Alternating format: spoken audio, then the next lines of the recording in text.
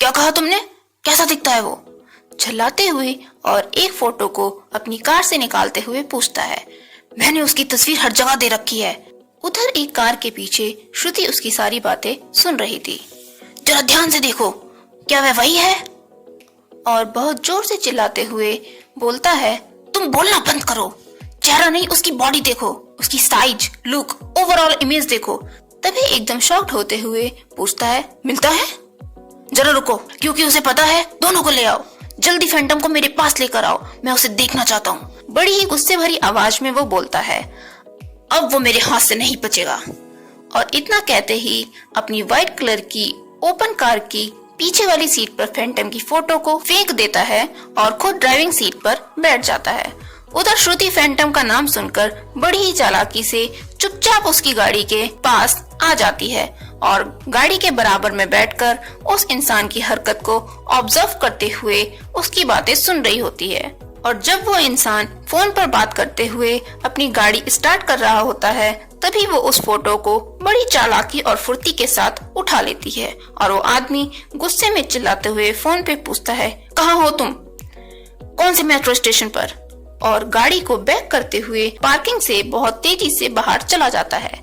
तब श्रुति फैंटम की फोटो को देखते हुए खुशी से एक गहरी लंबी सांस लेते हुए कहती है, फैंटम, तो तुम हो फैंटम।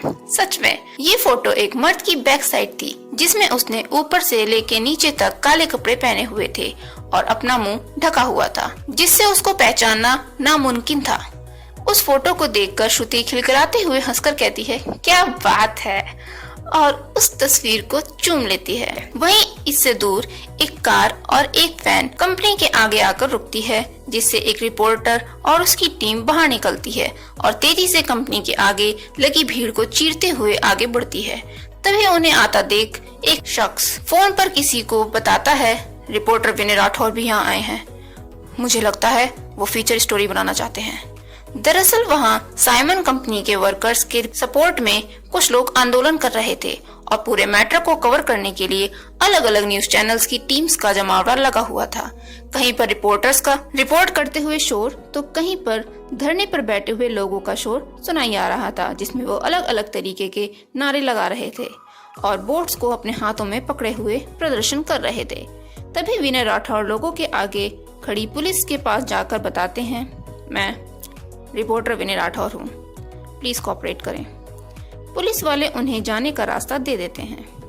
तब वो आंदोलनकारियों से बात करने के लिए उनके पास जाने के लिए आगे बढ़ते हैं। उसे देखकर एक बूढ़ी औरत उनके पास आकर रोते हुए उन्हें बताती है, कृपया हमारी मदद करो बेटा, हमारी मदद करो, हमारे बच्चे, हमारे हस्बैंड सब एक एक करके मर रहे हैं, प्लीज उन्हें बचा लीजिए, हमें आपकी मदद चाहिए, प्लीज प्लीज। और जोर जोर से रोने लगती है। तभी विनय राठौर का असिस्टेंट पवन सहगल वहां आकर उससे पूछता है, सर आप यहाँ क्या कर रहे हैं?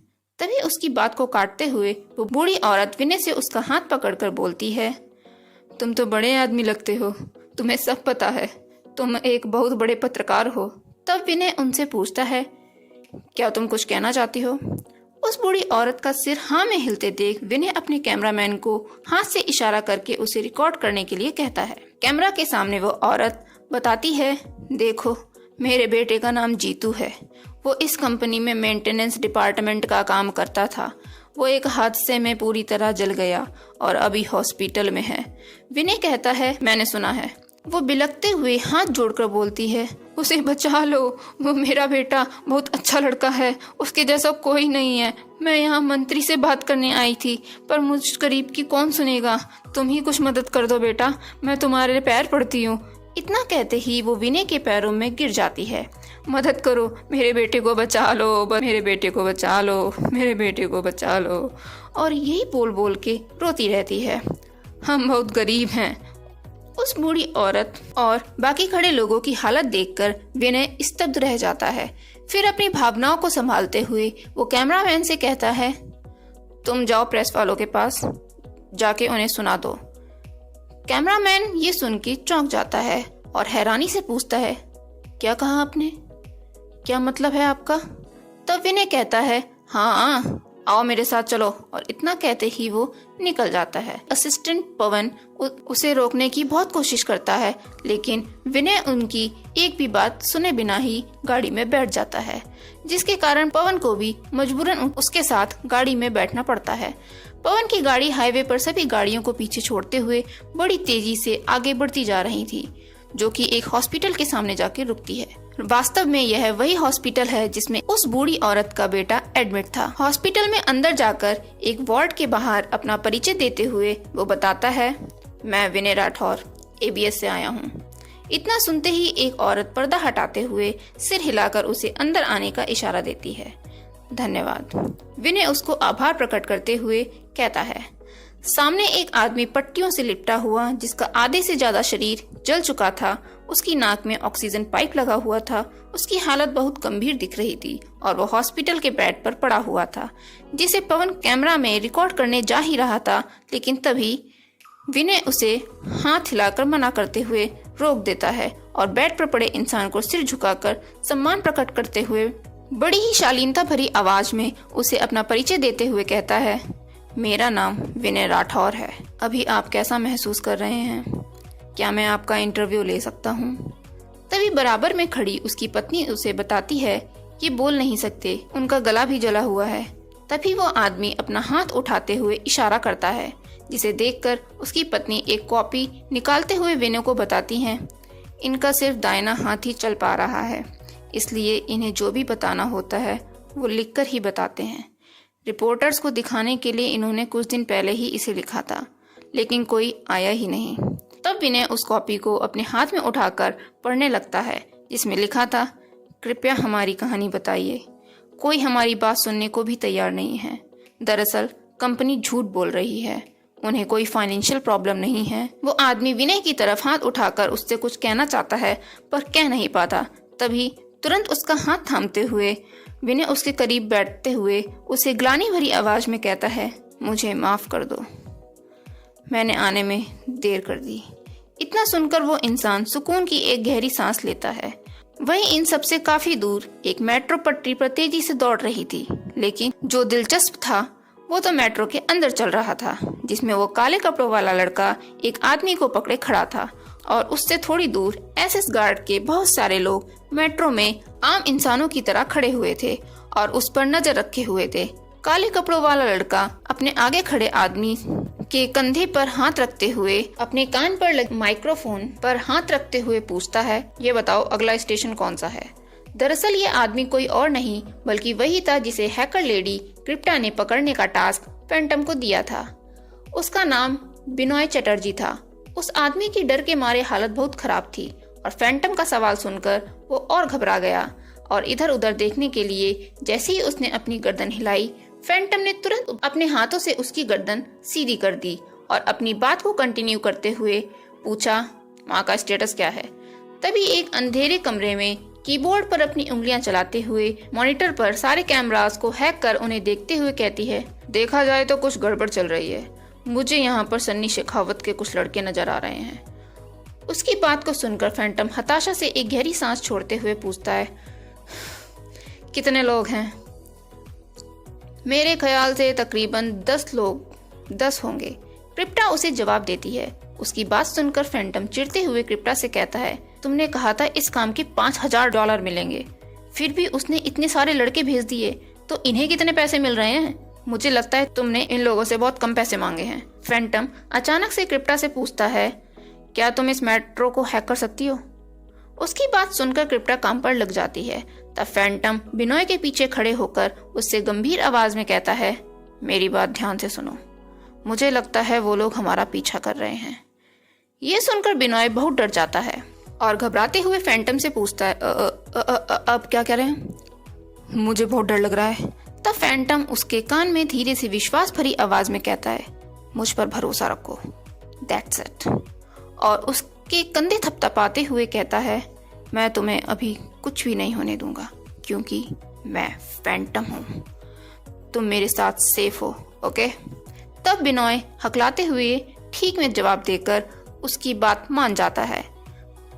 बाहर मेट्रो तेजी से एक टनल से गुजर रही होती है। तभी फैंटम बिनॉय से कहता है, 3 गिनने तक हम इस मेट्रो से जंप करेंगे। और इतना सुनकर तो बिनॉय की मानो सांस ही रुक गई। फैंटम काउंटडाउन शुरू करता है, 1, 2। उसके 2 गिनने पर मेट्रो अपना आपा खो देती है। अंदर बैठे पैसेंजर इधर उधर हिलने लगते हैं। एकदम अफरा तफरी का माहौल बन जाता है। लोको पायलट को भी कुछ समझ नहीं आता कि अचानक ये हुआ तो हुआ क्या।